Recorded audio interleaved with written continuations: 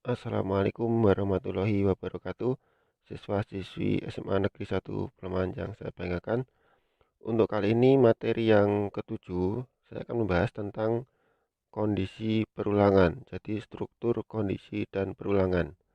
Jadi pada bagian ini akan dibahas beberapa perintah atau kode program Pascal yang digunakan untuk membuat percabangan kode program atau dikenal juga dengan struktur kondisi atau struktur logika. Dalam Pascal terdapat kondisi if then, ya, if then else, ya. Kemudian ada case. Jadi setelah itu nanti kita akan baru masuk ke perulangan. Jadi untuk materi yang ketujuh ini sementara saya akan mengajarkan beberapa tentang kondisi, struktur kondisi. Jadi if then else. Oke ya, jadi sebelum masuk ke materi yang ketujuh, saya harapkan bagi siswa-siswi yang sementara belum mengikuti secara aktif, saya mohon untuk melihat video sebelumnya. Jadi materi 1, 2, 3, 4, 5 sampai 6. Jadi sehingga untuk mengikuti materi yang ketujuh tidak begitu ketinggalan jauh, ya. Saya ulangi, jadi untuk yang belum pernah melihat materinya, silakan tonton dulu yang materi 1 sampai ke 6. Jadi sehingga untuk yang materi ketujuh bisa mengikuti. Seperti itu. Oke ya. Saya mulai. Jadi untuk yang materi ketujuh, saya akan membahas tentang percabangan kondisi if then dalam Pascal, ya. Jadi dalam pembuatan program ada saatnya kita butuh suatu perintah percabangan, yakni jika sebuah kondisi terpenuhi, jalankan kode program ini. Jika tidak, kode tidak akan berjalan. Saya ulangi ya. Jadi eh, dalam pembuatan program ada saatnya kita butuh suatu perintah percabangan, yakni jika sebuah kondisi terpenuhi, kode akan berjalan. Jika tidak, kode akan berhenti. Misal, misal seperti kita menggunakan password atau login, ya. Jadi mengisi password atau login. Jika passwordnya yang kalian masukkan adalah benar, jadi program akan berjalan. Jika tidak benar, maka program akan berhenti. Jadi seperti itulah uh, fungsinya percabangan. Jadi seperti itu. Oke, di dalam Pascal terdapat beberapa struktur kondisi seperti percabangan kondisi if then. Ya, jadi konsep dasar percabangan kondisi if then dalam Pascal. Oke, konsep dasar dari percabangan perintah if then dalam program Pascal adalah, di sini ada contohnya, ya. If, ya, if jika kondisi, ya, if kondisi then, ya, begin kode program n. Maksudnya gini, untuk penulisan if then, ya, untuk penulisan if then itu yang pertama tidak perlu menggunakan kapital, jadi huruf kecil juga bisa. Nah, kemudian untuk syaratnya, kondisinya itu ditaruh di tengah. Jadi kemudian ditulis dulu if, kemudian syaratnya apa? Nah, kondisi itu, kemudian then bawahnya ada begin, kemudian end. Nah, di tengahnya ada kode program. Misal saya tulis if, ya, jika laki-laki, then begin kodenya adalah L N, seperti itu. Jadi jika laki-laki, ya, then if laki-laki, then begin kodenya adalah L. Nah, seperti itu misal, ya. Nanti kita praktekkan. Kemudian kondisi. Jadi kondisi berperan sebagai penentu dari struktur percabangan. Jadi sebagai penentunya. Jika kondisinya terpenuhi, akan menghasilkan nilai true, nilai benar. Kode program akan dijalankan.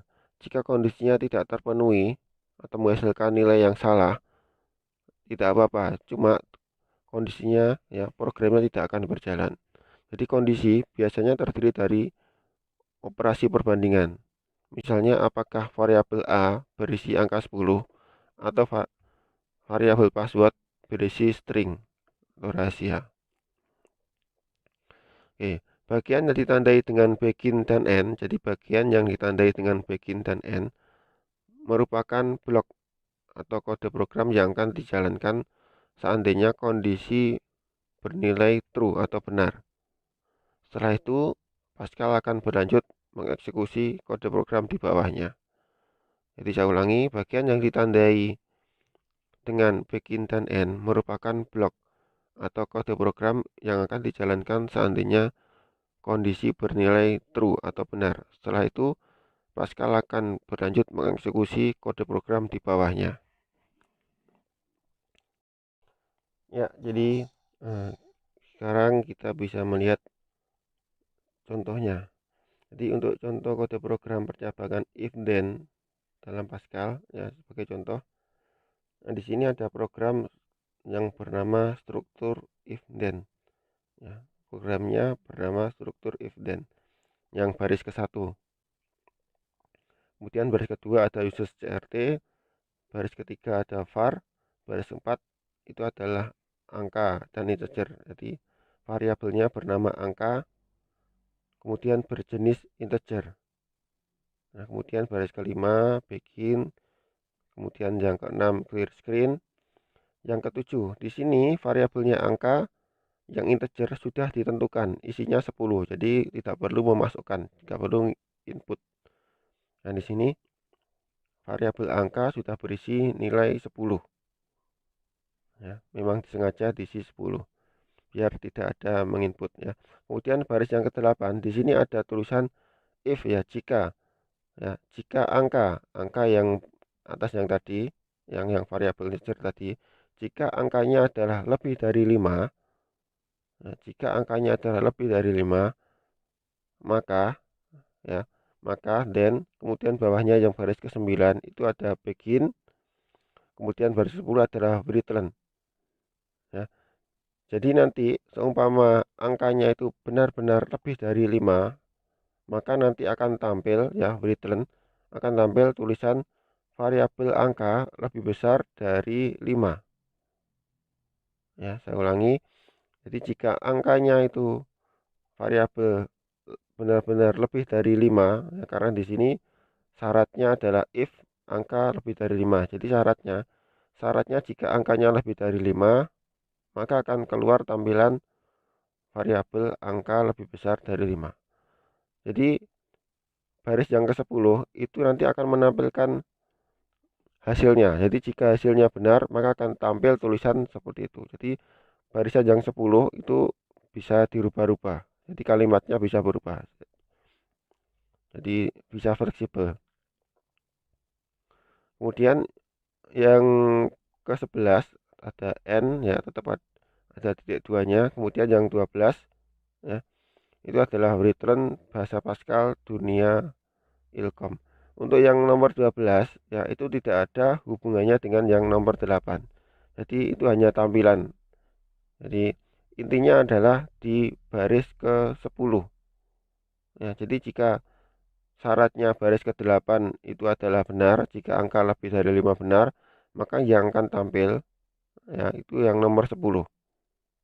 Jadi yang masuk programnya if itu adalah baris ke-8, 9, 10 dan 11. Nah, itu yang berpengaruh di struktur kondisinya. Untuk yang nomor 12 itu hanya tampilan saja. Jadi hanya tampilan aja, nanti akan keluar belajar Pascal di dunia Ilkom. Oke, jadi seperti ini hasilnya, seperti ini ya. Kalau dijalankan nanti hasilnya seperti ini. Oke ya. Pada awal kode program ya, pada awal program di sini contohnya saya akan membuat sebuah variabel angka dengan nilai 10. Kemudian saya akan memeriksa sebuah kondisi menggunakan perintah if then. Jika angka lebih dari 5, artinya saya akan memeriksa apakah nilai dari variabel angka lebih besar dari 5. Jadi programnya seperti itu. Jadi programnya Pascal ya, pada awal kode Pascal. Jadi pada awal kode program Pascal ya, variabel angka dengan nilai 10 itu akan memeriksa kondisinya. Jadi kondisi if angka lebih dari 5, artinya saya ingin memeriksa apakah nilai dari variabel angka lebih besar dari 5. Jika iya, kondisi tersebut akan menghasilkan nilai yang benar, nilai true. Akibatnya, kode program akan menuliskan keluar tampilan return, ya tampilan yang nomor 10 itu, ya return nomor 10, variabel angka lebih besar dari 5. Jadi jika angkanya benar-benar lebih dari 5, nanti akan mengeluarkan hasil baris ke-10. Dan yang tadi nomor 10, ya penulisan nomor 10 baris ke-10, ya return variabel angka lebih dari 5, itu nanti bisa ditambahkan statement lagi, bisa ditambahkan kalimat lagi. Jadi seperti contoh yang ada di sini.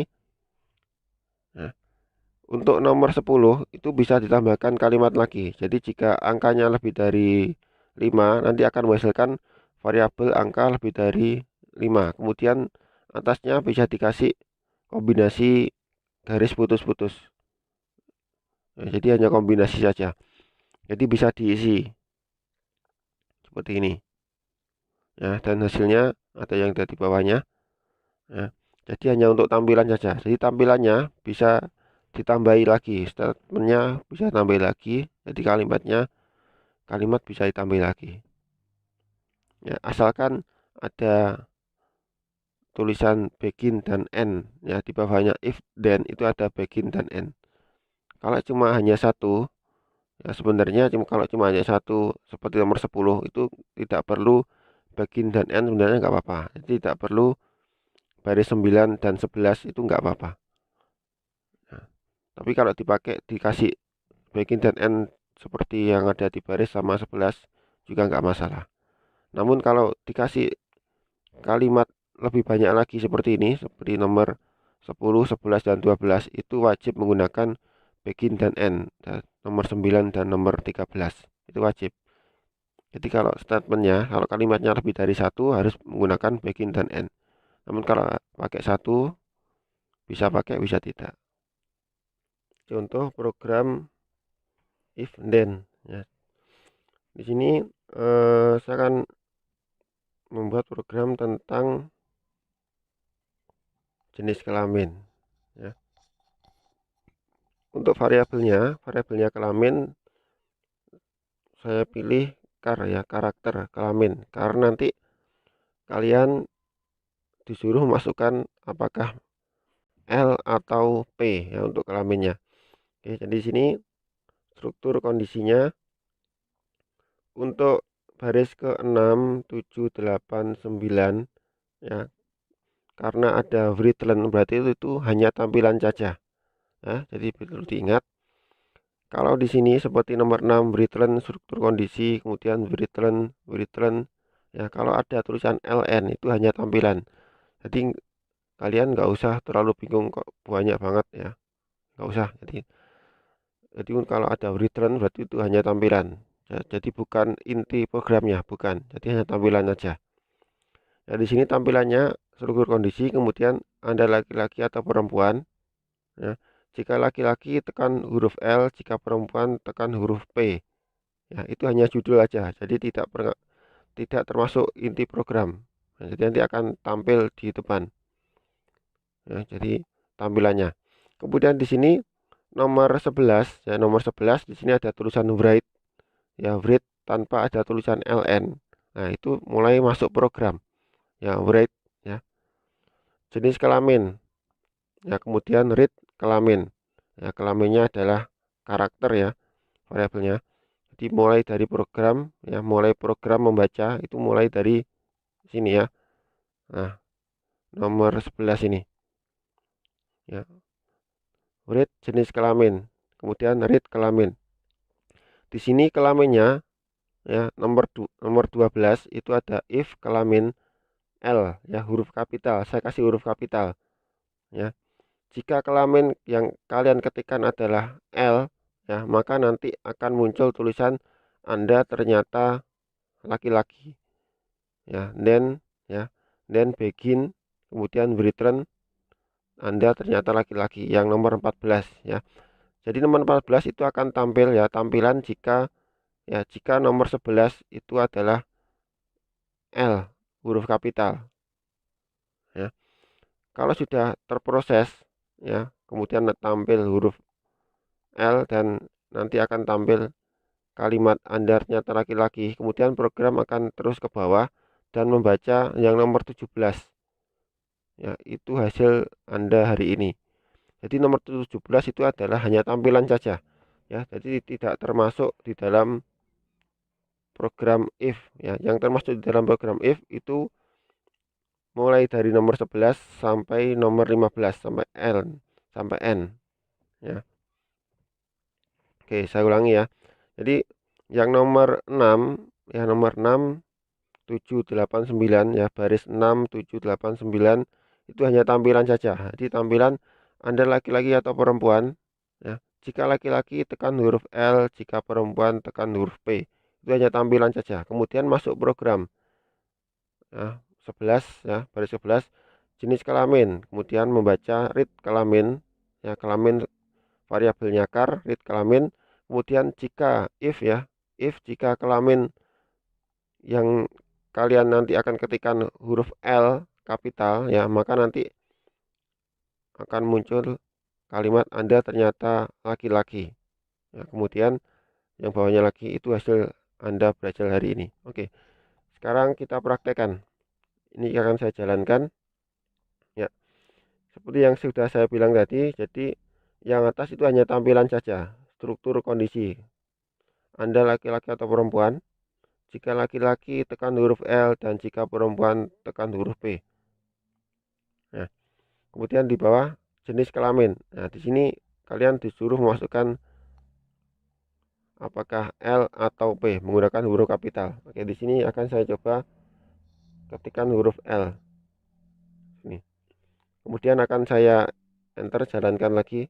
Ya, kemudian akan tampil Anda ternyata laki-laki. Itu hasil Anda hari ini. Seperti itu. Ya, kita ulangi, ya. Kita ulangi.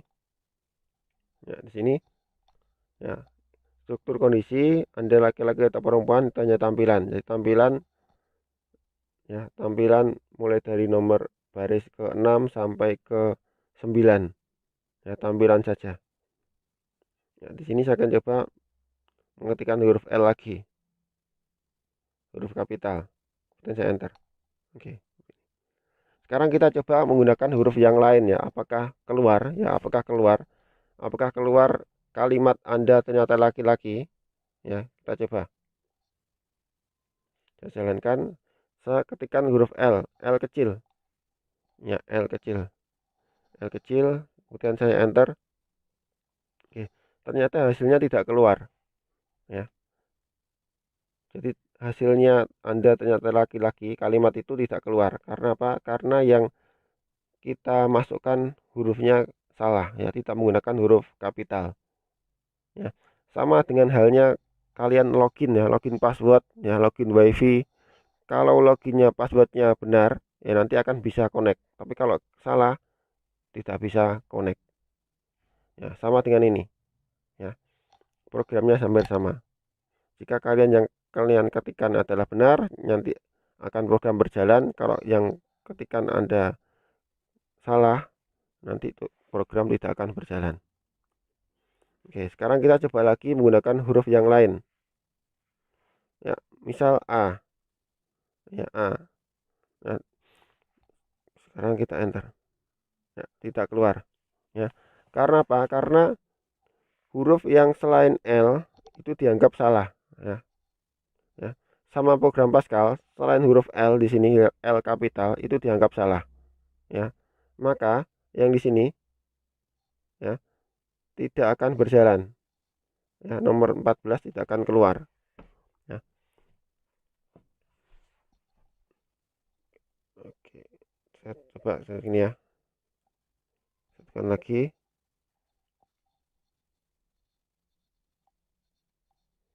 Ini tanda program Anda benar.